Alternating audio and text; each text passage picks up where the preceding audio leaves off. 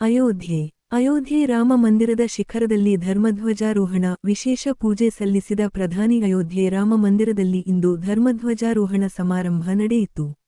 ಪ್ರಧಾನಿ ನರೇಂದ್ರ ಮೋದಿ ಅಭಿಜಿತ್ ಮುಹೂರ್ತ ದಲ್ಲಿ ಧ್ವಜಾರೋಹಣ ನೆರವೇರಿಸಿ ಭಕ್ತರಿಗೆ ದೇವಾಲಯಕ್ಕೆ ಮುಕ್ತ ಪ್ರವೇಶದ ಸಂಕೇತ ನೀಡಿದರು. ಈ ಸಮಾರಂಭವು ತ್ರೇತಾಯುಗದಲ್ಲಿ ಶ್ರೀರಾಮ ಮತ್ತು ಸೀತೆಯ ದೈವಿಕ ವಿವಾಹ ನಡೆದ ವಿವಾಹ ಪಂಚಮಿ ಎಂದು ಸಂಯೋಜಿತವಾಗಿದ್ದು, ಅಯೋಧ್ಯೆ ಪೂರ್ಣ ವೈಭವದಿಂದ ಅಲಂಕಾರಗೊಂಡು ವೈದಿಕವಾಗಿ ಹೊಳೆಯುತ್ತಿತ್ತು. ಹಿಂದೂ ಕ್ಯಾಲೆಂಡರ್ ಪ್ರಕಾರ ಮಾರ್ಗಶಿರ ಮಾಸದ 15 ದಿನವೂ ಪ್ರತಿವರ್ಷವೂ ವಿವಾಹ ಪಂಚಮಿಯಂತೆ ಆಚರಿಸಲಾಗುತ್ತದೆ. ಧ್ವಜವು ಕೋವಿದಾರ ಮರ ಮತ್ತು ಓಂ ಚಿಹ್ನೆಯನ್ನು ಹೊಂದಿದೆ. ಕೋವಿದಾರ ಮರವು ಪಾರಿಜಾತ ಮತ್ತು ಮಂದಾರ ಮರದಂತೆ ಪ್ರಾಚೀನ ಗ್ರಂಥಗಳಲ್ಲಿ ಉಲ್ಲೇಖಿತವಾಗಿದ್ದು, ಶತಮಾನಗಳಿಂದ ಸೂರ್ಯವಂಶ, ರಾಜವಂಶದ ರಾಜರ ಧ್ವಜಗಳಲ್ಲಿ ಕಾಣಿಸುತ್ತಿದ್ದುದು ಗಮನಾರ್ಹ. ವಾಲ್ಮೀಕಿ ರಾಮಾಯಣದಲ್ಲಿ ಭರತನು ರಾಮನನ್ನು ಭೇಟಿಯಾಗಿ ಕಾಡಿಗೆ ಹೋದ ಸಂದರ್ಭದಲ್ಲಿ ತನ್ನ ಧ್ವಜದ ಮೇಲೆ ಕೋವಿದಾರ ಮರದ ಚಿತ್ರವಿತ್ತು. ಧ್ವಜದಲ್ಲಿ ಓಂ ಚಿಹ್ನೆಯನ್ನು ಚಿತ್ರಿಸಲಾಗಿದೆ. ಇದು ಎಲ್ಲಾ ಮಂತ್ರಗಳ ಆತ್ಮವಾಗಿದ್ದು, ಇಡೀ ವಿಶ್ವವನ್ನು ಪ್ರತಿನಿಧಿಸುತ್ತದೆ. ಧ್ವಜವು ವಿಜಯದ ಸಂಕೇತವಿರುವ ಸೂರ್ಯ ದೇವರ ಚಿಹ್ನೆಯನ್ನು ಸಹ ಒಳಗೊಂಡಿದೆ. 191 ಅಡಿ ಎತ್ತರದ ರಾಮ ಮಂದಿರ ಶಿಖರದ ಮೇಲ್ಭಾಗದಲ್ಲಿ 11 ಅಡಿ ಅಗಲ ಮತ್ತು 22 ಅಡಿ ಉದ್ದದ ತ್ರಿಕೋಣಾಕಾರದ ಕೇಸರಿ ಧ್ವಜವನ್ನು ಹಾರಿಸಲಾಗಿದೆ.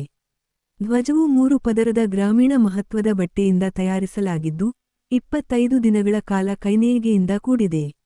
ಧ್ವಜದ ಅಂಚುಗಳನ್ನು ಗೋಲ್ಡನ್ ರೇಷ್ಮೆಯಿಂದ ಸಜ್ಜುಗೊಳಿಸಲಾಗಿದೆ. ಪ್ರತಿಯೊಂದು ಚಿಹ್ನೆ ಕೈಯಿಂದ ರಚಿಸಲಾಗಿದೆ. ವಿಶೇಷವಾಗಿ ಧಾರ್ಮಿಕ ಮಹತ್ವವಿರುವ ಮರದ ಚಿತ್ರವನ್ನು ಸಹ ಧ್ವಜದಲ್ಲಿ ಚಿತ್ರಿಸಲಾಗಿದೆ. ಧ್ವಜಾರೋಹಣ ಸಮಾರಂಭದಲ್ಲಿ ಪ್ರಧಾನಿ ಮೋದಿ ಸೇರಿದಂತೆ ಆರ್ಎಸ್ಎಸ್ ಮುಖ್ಯಸ್ಥ ಮೋಹನ್ ಭಾಗವತ್ ಮತ್ತು ಭಾರತದ ವಿವಿಧೆಡೆಗಳಿಂದ ಸುಮಾರು 6,000 ಗಣ್ಯರು ಪಾಲ್ಗೊಂಡರು. ಸೋಮವಾರದಿಂದ ಧಾರ್ಮಿಕ ವಿಧಿವಿಧಾನಗಳು ಆರಂಭವಾಗಿದ್ದು, ಮಂಗಳವಾರ ಬೆಳಗ್ಗೆ 11:58 ರಿಂದ ಮಧ್ಯಾಹ್ನ 1 ಗಂಟೆಯ ನಡುವಿನ ಶುಭ ಮುಹೂರ್ತದಲ್ಲಿ ಧ್ವಜಾರೋಹಣ ನೆರವೇರಿತು. ಅಯೋಧ್ಯೆ ರಾಮಜನ್ಮಭೂಮಿ ವಿವಾದದ ದಶಕಗಳ ಕಾನೂನು ಹೋರಾಟದ ನಂತರ 2019 ರ ನವೆಂಬರ್ 9 ರಂದು ಸುಪ್ರೀಂ ಕೋರ್ಟ್ ಐತಿಹಾಸಿಕ ತೀರ್ಪು ನೀಡಿತ್ತು.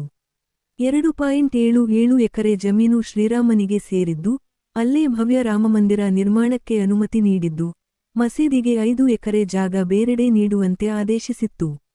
2020 ರ ಆಗಸ್ಟ್ 5 ರಂದು ಪ್ರಧಾನಿ ಮೋದಿ ಶಿಲಾನ್ಯಾಸ ನಡೆಸಿ, 2024 ರ ಜನವರಿ 22 ರಂದು ಪ್ರಾಣಪ್ರತಿಷ್ಠಾಪನೆ ನೆರವೇರಿಸಿ, ಈಗ ಸಂಪೂರ್ಣ ಕಾಮಗಾರಿ ಪೂರ್ಣಗೊಂಡಿದೆ.